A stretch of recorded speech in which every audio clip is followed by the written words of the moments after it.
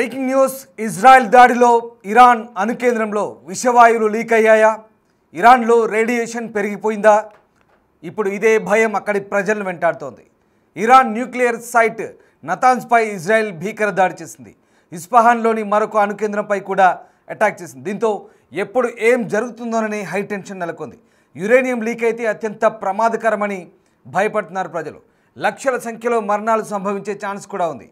Uranium fluorine కలిసినప్పుడు వెలువడనున్న ఈ uranium hexafluoride అనే విషపూరిత వాయువుతో ప్రాణాంతకంగా మారబోతుంది. ఇది అత్యంత ప్రాణాంతకమైన వాయువుగా చెప్తున్నారు. దీన్ని పీలిస్తే సెకండ్ల వ్యవధిలో మరణం సంభవించే అవకాశం కూడా ఉంది. ఇరాన్లోని పరిస్థితిపై అంతర్జాతీయ అణు ఇంధన సంస్థ తీవ్ర ఆందోళన వ్యక్తం చేస్తుంది. ఈ నేపథ్యంలో యుఎన్ ఏజెన్సీ కూడా హెచ్చరికలు జారీ చేసినట్టుగా తెలుస్తోంది. ఇజ్రాయెల్ దాడిలో ఇరాన్ ప్రధాన న్యూక్లియర్ సెంటర్లో రేడియో ధార్మిక విషవాయువులు లీక్ అయ్యే అవకాశం ఉందంటూ యుఎన్ టాప్ ఏజెన్సీ హెచ్చరించినట్టుగా మనకు వార్తలు అందుతున్నాయి. ఇటీవల ఇజ్రాయెల్ చేసిన దాడులు అంటే జూన్ 13 తర్వాత ఇరాన్లోని ప్రధాన అణుకేంద్రం నతాంజ్ లోపల రేడియోలాజికల్ ఇతర రసాయన కాలుష్యం జరిగే అవకాశం ఉన్నట్టుగా చెప్తున్నారు. ఈ విషయాన్ని ఐక్యరాజ్యసమితి అణు విభాగం అధిపతి హెచ్చరిస్తున్న పరిస్థితి. ప్రస్తుతం నతాంజ్ కాంప్లెక్స్ బయట రేడియేషన్ సాధారణంగానే ఉందని స్పష్టం చేస్తున్నారు. అక్కడ విడుదలయ్యే యురేనియం పీల్చినా రేడియేషన్ విడుదలైన ప్రమాదమేనని అంతర్జాతీయ అణు ఇంధన సంస్థ IAEA director general Rafael Mariano Grossi స్పష్టం చేస్తున్నారు.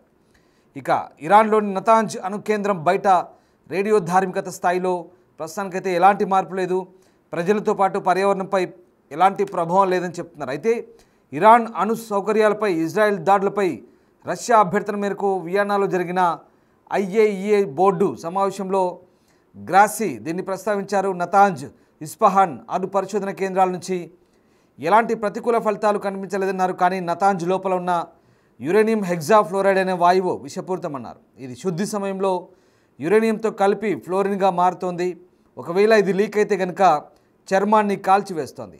ఎవరైనా దీన్ని పీల్చితే ప్రాణాంతకమని చెప్తున్నారు. దీనిపై ఇరాన్ అప్రమత్తంగా ఉండాలని, సరైన సమాచారం లేకుండా ఐక్యరాజ్యసమితి ఏజెన్సీలు కూడా అవసరమైన సహాయం చేయలేవని చెప్తున్నారు. అనుమతి దొరికిన వెంటనే అణు సౌకర్యాలకు తనిఖీ చేయాలంటూ విభాగానికి చెందిన అధిపతి చెప్తున్నారు. సో ఇరాన్, రష్యా వంటి దేశాల తరపున వెనిజులా ప్రత్యేక బోర్డు సమావేశంలో ఈ జాయింట్ ఒక స్టేట్మెంట్ ఇది ఇచ్చింది. ఇరాన్ అణు కేంద్రాలపై ఇజ్రాయెల్ దాడిని ఖండిస్తూ కొందరు దౌత్యవేత్తలు సమావేశమై చర్చించారు. అసోసియేటెడ్ సమావేశంగా చెప్తున్నారు. ఇది శాటిలైట్ ఫోటోలు అలాగే నతాంజ్లోని ఇరాన్ ప్రధాన అణు కేంద్రం వద్ద భారీ నష్టాన్ని చూపిస్తున్నాయి. అలాగే ప్లానెట్ ల్యాబ్స్ PBC ఫోటోల్లో కూడా భవనాలు దెబ్బతిన్నట్లుగా కనిపిస్తున్నాయి. ఈ కేంద్రానికి విద్యుత్ సరఫరా నిలిచిపోయినట్టుగా తెలుస్తోంది. నతాంజ్ కేంద్రం వద్ద భూగర్భంలో ఉన్న మెయిన్ సెంట్రిఫ్యూజ్ సౌకర్యం అయితే ఇప్పటికీ ఎలాంటి డ్యామేజ్ కాలేదని చెప్తున్నారు. ఆ దృశ్యాలు మనం నతాంజ్ సెంటర్ లోపల గూగుల్ మ్యాప్స్ సంబంధించిన దృశ్యాలు చూస్తున్నాం. మరోవైపు అక్కడ దాడి జరిగిన దృశ్యాలు, నతాంజ్ న్యూక్లియర్ సైట్కి సంబంధించిన దృశ్యాలు అవి. ఇజ్రాయెల్ దాడి చేసినప్పుడు అక్కడ దట్టమైన పొగలు, భీకర దాడిలో ఒకసారిగా ఆ ప్లాంట్ అంతా కూడా పూర్తిగా విధ్వంసానికి గురైన పరిస్థితి కనబడుతుంది. ఇరాన్లోని ఏకైక వాణిజ్య అణువిద్య కేంద్రమైనటువంటి బుషెహార్పై కూడా ఎలాంటి దాడులు అయితే జరగలేదు. టెహ్రాన్ రీసెర్చ్ రియాక్టర్ కూడా ప్రభావితం కాలేదని అధికారులు అంటున్నారు. అయితే IAEA 35 మంది సభ్యుల బోర్డులోని ఏ దేశమైనా రూల్స్ ప్రకారం సమావేశాన్ని ఏర్పాటు చేయవచ్చు. 20 సంవత్సరాల్లో మొదటిసారిగా ఇరాన్ గత వారం తన అణు బాధ్యతలు ఉల్లంఘించిందంటూ ఈ IAEA బోర్డు గుర్తించిన పరిస్థితి కనబడుతుంది. సో మొత్తం మీద ఇరాన్ అణుబాంబు తయారీకి అసలు ఎంత దూరంలో ఉందంటే అనేక సందేహాలు అయితే వెలువెత్తున్నాయి. నతాంజ్ యురేనియం శుద్ధి కేంద్రం సహా ఇరాన్లోని అణు స్థావరాలను ఇజ్రాయెల్ ధ్వంసం చేసినప్పుడు దాడుల్లో తెహ్రాన్లోని అణు శాస్త్రవేత్తలు అలాగే టాప్ మిలిటరీ కమాండర్లు లక్ష్యంగా చేసుకొని అయితే హతమార్చిన పరిస్థితి కనబడుతుంది. నతాంజ్ అణు స్థావరాన్ని అంతర్జాతీయ అణు ఇంధన సంస్థ పర్యవేక్షణలో నిర్వహిస్తున్నట్టుగా ఇక ఇరాన్ విదేశాంగ మంత్రి చెప్తున్నారు. అయితే ఈ అణు కేంద్రం మీద జరిగిన దాడి వల్ల రేడియేషన్ వెలువడే ప్రమాదం ఉందంటూ కూడా ఆందోళన వ్యక్తం చేస్తున్నారు. తమ దేశ భద్రత కోసం ఈ ఆపరేషన్ తప్పనిసరని ఇజ్రాయెల్ ప్రధాని నెతన్యాహు ఓవైపు చెప్తున్నారు. ఇజ్రాయెల్ దాడులు చేయడానికి కారణాలు వివరిస్తూ ఇరాన్ అణు కార్యక్రమాన్ని ఆపుకుంటే అది అతి త్వరలోనే అణుబాంబు తయారు చేయగల సామర్థ్యాన్ని సంపాదించుకుంటుందంటూ ఇజ్రాయెల్ ప్రధాని హెచ్చరిస్తున్నారు. ఇందుకు ఇరాన్కు ఏడాది పట్టవచ్చు లేదా కొన్ని నెలల్లోనే ఇది పూర్తి కావచ్చు అంటూ ఆయన హెచ్చరిస్తున్న పరిస్థితి కనబడుతోంది. సో ఇజ్రాయెల్ వద్ద అణ్వాయుధాలు ఉన్నాయా లేవా అనేది ప్రస్తుతానికైతే ఇజ్రాయెల్ ఉన్నది లేనిది ఏ రకమైనటువంటి స్పష్టత ఇవ్వలేదు. కానీ ఇక్కడ ఇరాన్కు సంబంధించి అణుబాంబు తయారీకి అవసరమైన పదార్థాలను ఇరాన్ ఎప్పుడో సంపాదించింది, చెప్పుకోదగ్గ పురోగతి సాధించిందని చెప్తున్నారు.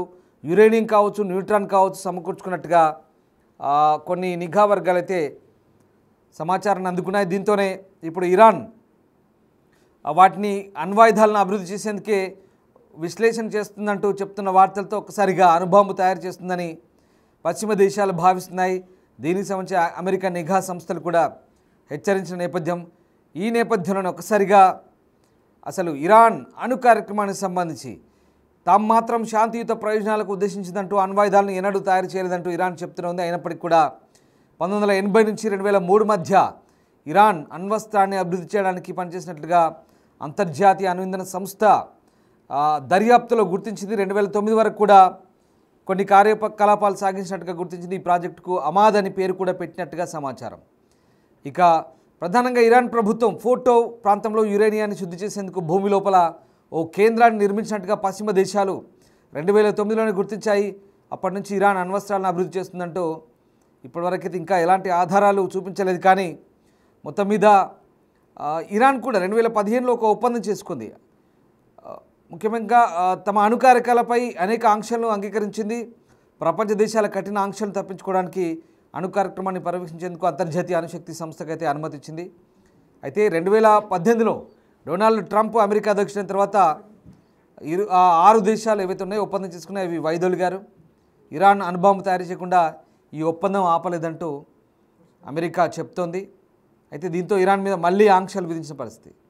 ఇక మొత్తం మీద 20 ఏళ్లలో తొలిసారి అణ్వస్త్ర వ్యాప్తి నిరోధకానికి సంబంధించిన నిబంధనలు కూడా ఇరాన్ ఉల్లంఘించిందంటూ అంతర్జాతీయ అణుఇంధన సంస్థలో భాగమైన 35 దేశాలు కూడా ప్రకటించిన నేపథ్యంలో ప్రస్తుతం ఇక ఇజ్రాయెల్ ఈ దాడులకైతే పాల్పడింది. ఒకసారి ఆ దృశ్యాలు చూడండి. నతాంజ్ న్యూక్లియర్ సైట్పై ఇజ్రాయెల్ చేసిన దాడికి సంబంధించిన దృశ్యాలు అవి.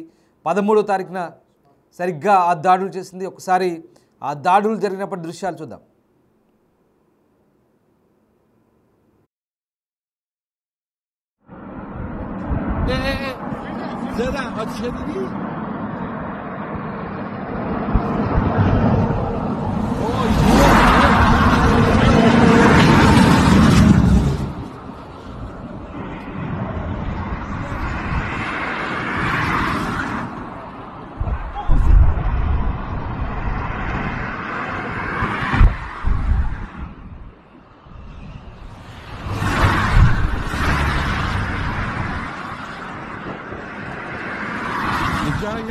کجا بود؟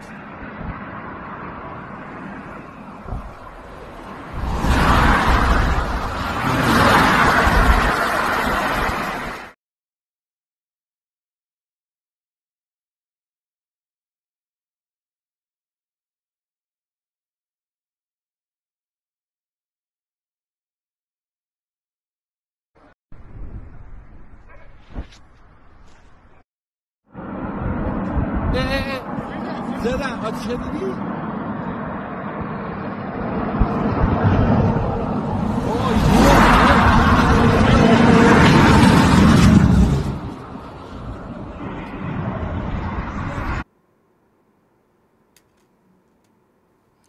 రైట్. ఇక ప్రస్తుతం ఇజ్రాయెల్ చేస్తున్న దాడుల నేపథ్యంలో ఇరాన్ అణుస్థావరాలకు ఎంత నష్టం కలిగించిందనేది ప్రధాన ప్రశ్న. ఇక్కడ తమ వైమానిక దాడులతో నతాంజ్ అణుశుద్ధి కేంద్రంలో భూగర్భ సెంట్రిఫ్యూజ్ హాలు అలాగే దాని మెయింటెనెన్స్కి అవసరమైన మౌలిక వసతులు ధ్వంసమైనట్టుగా ఇజ్రాయెల్ సైన్యం చెప్తోంది. నతాంజ్ కేంద్రంలో ఉపరితల భాగంలో నిర్మించిన పైలట్ ఫ్యూయల్ ఎన్రిచ్మెంట్ ప్లాంట్ అలాగే పవర్ ప్లాంట్ ధ్వంసమైనట్టుగా IAEA కూడా చెప్తోంది. అండర్గ్రౌండ్లోని హాల్పై నేరుగా దాడి జరిగినట్లయితే ఎలాంటి సంకేతాలు కనిపించలేదు. కానీ ఆధునిక సెంట్రిఫ్యూజ్ల తయారీకి పైలట్ ఫ్యూయల్ ఎన్రిచ్మెంట్ ప్లాంట్ను ఉపయోగించడం వల్ల దానికి ఎక్కువగా నష్టం జరిగి ఉండొచ్చంటూ అమెరికాకు చెందినటువంటి institute for science and international security చెప్తోంది. ఈ ప్రాంతాన్ని ఈ అంతర్జాతీయ అణుఇంధన సంస్థ సందర్శించే వరకు ఇరాన్ ఈ కేంద్రాన్ని పునరుద్ధరిస్తుందా లేక యురేనియంను ఇక్కడి నుంచి మరో చోటకు తరలిస్తుందనే దానిపై స్పష్టత రావడం కష్టం. అయితే ఫోర్డో అణుశుద్ధి కేంద్రంతో పాటు ఇస్పాన్ న్యూక్లియర్ టెక్నాలజీ సెంటర్ పైన ఇజ్రాయెల్ దాడి చేసింది. ఈ నేపథ్యంలో యురేనియం ఉత్పత్తి ప్రాంతం శుద్ధి చేసిన యురేనియాన్ని తిరిగి ప్రాసెస్ చేసేందుకు అవసరమైన మౌలిక వసతులు అనేక ఇతర ల్యాబ్లను కూడా ఇజ్రాయెల్ సైన్యం ధ్వంసం చేసినట్టుగా చెప్తున్నారు. యురేనియంను అణ్వాయుధాలు తయారు చేసే స్థాయికి శుద్ధి చేయడం, ఇక్కడ నుంచి దాని రహస్య ప్రాంతాన్ని తరలించడం ఒక్కటే ఇరాన్ ముందున్న ప్రస్తుత ప్రత్యామ్నాయ మార్గంగా చెప్తున్నారు. ఒక దాడి అణుస్థావరాలు ధ్వంసం చేయవచ్చు, శాస్త్రవేత్తలను చంపవచ్చు, అయితే ఇరాన్ అణు విధానాన్ని మాత్రం ధ్వంసం చేయలేదంటూ ఇరాన్ అధికారులు చెప్తున్నారు. యురేనియం శుద్ధిలో సాధించిన పురోగతి వల్ల గతం కంటే వేగంగా ధ్వంసమైన వాటిని తిరిగి నిర్మించగలదంటూ ఇరాన్ అధికారులు అయితే చెప్తున్న పరిస్థితి. కానీ ఏదేమైనా రేడియేషన్ ప్రభావంతో ఒక్కసారిగా భారీ నష్టం వాటిల్లే అవకాశం ఉన్నట్టుగా చెప్తున్నారు. రేడియేషన్ కనుక లీక్ అయితే కనుక ఈ భారీ లీకేజ్తో ముఖ్యంగా రేడియేషన్ యురేనియం కానీ దానికి సంబంధించిన రేడియో ధార్మికత కానీ లీకేజ్ అయితే ఆ వాయువులను పీలిస్తే క్షణాల్లో మనుషులు మృత్యువాత పడతారు. అలాగే వాంతులు, వికారాలు, చర్మం కాలిపోతుంది. పూర్తి స్థాయిలో మనుషులు కళ్ళ ముందే కుప్పకూలిపోతున్న పరిస్థితి. మీకు తెలిసిందే, గతంలో అమెరికా, జపాన్ హిరోషిమా, నాగసాకి పట్టణాలపై అణుదాడి చేసినప్పుడు ఇప్పటి వరకు కూడా ఏళ్ళు గడిచిన, దశాబ్దాలు గడుస్తున్న ఆ ప్రాంతంలో కనీసం గడ్డి కూడా మొలవడం లేదంటే అణుధార్మికత, రేడియేషన్ శక్తి ఎంత భయంకరంగా ఉంటుందో ఒకసారి అర్థం చేసుకోవచ్చు. అదంతా కూడా ఆటమిక్ ఎనర్జీ, అంతా న్యూక్లియర్ ఎనర్జీ, యురేనియం అలాగే ఫ్లోరిన్ కూడా కలుస్తుంది. ఇవి రెండు కలిస్తే చాలా భయంకరమైన శక్తి రిలీజ్ అవుతుంది. ఆ వాయువు పీల్చిన కనీసం ఆ వాయువుకు సంబంధించిన ఒక విషవాయువును ఒక క్షణం పాటు పీల్చిన వెంటనే ప్రాణాలు కూడా కోల్పోతారు. చర్మం అంతా కూడా కాలిపోతుంది, రేడియేషన్ గురవుతారంటూ చెప్తున్నారు. వాతావరణం అంతా కాలుష్యం అవుతుంది. పూర్తిగా రేడియో ధార్మికత వల్ల అక్కడ ప్రాంతం అంతా దెబ్బతింటుంది. భూమిలో కూడా దాని విష ప్రభావం ఉంటుందంటే కొన్ని దశాబ్దాల వరకు ఉంటుంది. ఇప్పుడు జపాన్లో కూడా అదే పరిస్థితి ఇప్పుడిప్పుడే కుదుటపడుతుంది. సో అలాంటి సిచ్యువేషన్ కనుక ఇరాన్లో వస్తుందా, అదే భయం ప్రస్తుతం అక్కడి ప్రజల్లో నెలకొంది. మరి ఈ యురేనియం లీకేజ్కు సంబంధించి ప్రస్తుతం అంతర్జాతీయ అణు ఇంధన సంస్థ, ముఖ్యంగా అంతర్జాతీయ అణు ఇంధన సంస్థ దీనికి సంబంధించి త్వరలోనే ఈ అంశానికి సంబంధించి త్వరలోనే ఒక క్లారిటీ ఇచ్చే అవకాశం ఉంది. ప్రధానంగా యురేనియం ఫ్లోరిన్ కనుక లీక్ అయితే యురేనియం హెక్సా ఫ్లోరైడ్ అనే విషపూరిత వాయువు వెలువడే అవకాశం ఉంది. ఇదే కనుక ప్రజలు పీలిస్తే లక్షల సంఖ్యలో మరణాలు సంభవించే అవకాశం ఉంది. ఇప్పుడుకు అదే హైటెన్షన్ కొనసాగుతుంది. యురేనియం లీకేజ్ సంబంధించి ఇప్పుడు ఈ ప్రమాదకర పరిస్థితికి సంబంధించి ఒక ఆసక్తికర చర్చ, అలాగే ఉత్కంఠభరితమైన చర్చ జరుగుతుంది. ఇరాన్ న్యూక్లియర్ సైట్ నతాంజ్ అలాగే ఇస్ఫహాన్ ఈ రెండు ప్రాంతాల్లో జరిగిన అటాక్స్ సంబంధించి లీకేజ్ సంబంధించి ప్రస్తుతం ఒక చర్చ అయితే సాగుతుంది. సో మొత్తం మీద ఆ ప్రాణాంతక వాయువులు ఇప్పుడు లీకేజ్ అయ్యాయా లేదా ఎలాంటి సిచ్యువేషన్లో ఉందో అంతర్జాతీయ అణు ఇంధన సంస్థ అక్కడికి వెళ్ళాక దాన్ని పూర్తి స్థాయిలో పరిశీలించి నిర్ధారణ చేసే అవకాశం కనిపిస్తుంది. ఇరాన్ అయితే ప్రస్తుతానికి అలాంటిది ఏం లేదంటుంది, భయాందోళనకు గురి కావాల్సిన అవసరం లేదంటుంది. ఒకవేళ నిజంగా సపోజ్ అలాంటిదే కనుక జరిగితే ఆ ప్రాంతం అంతా ఇప్పటికే అది వ్యాపించి ఉండేది. ఆ విషవాయువులు వ్యాపించి చాలా పెద్ద సంఖ్యలో మరణాలు సంభవించాయి. కానీ ఇప్పటివరకైతే అలాంటి నిర్ధారణ ఏం జరగలేదు, అక్కడ అలాంటి ప్రమాదం ఏం కనబడట్లేదు. అంటే ఫ్యూచర్లో దాని మీద దాడి జరిగింది కాబట్టి మెల్లమెల్లగా లీక్ అయితే కనుక చెప్పలేం. సో దానికి సంబంధించి ఇప్పుడు ఆందోళన ఎలాంటి సిచ్యువేషన్ ఉంటుందని మాత్రం అణు ఇంధన సంస్థ అక్కడికి వెళ్ళి శాస్త్రవేత్తలు పరిశీలించాకే పూర్తిస్థాయి నిర్ధారణ అయ్యే అవకాశం కనిపిస్తోంది.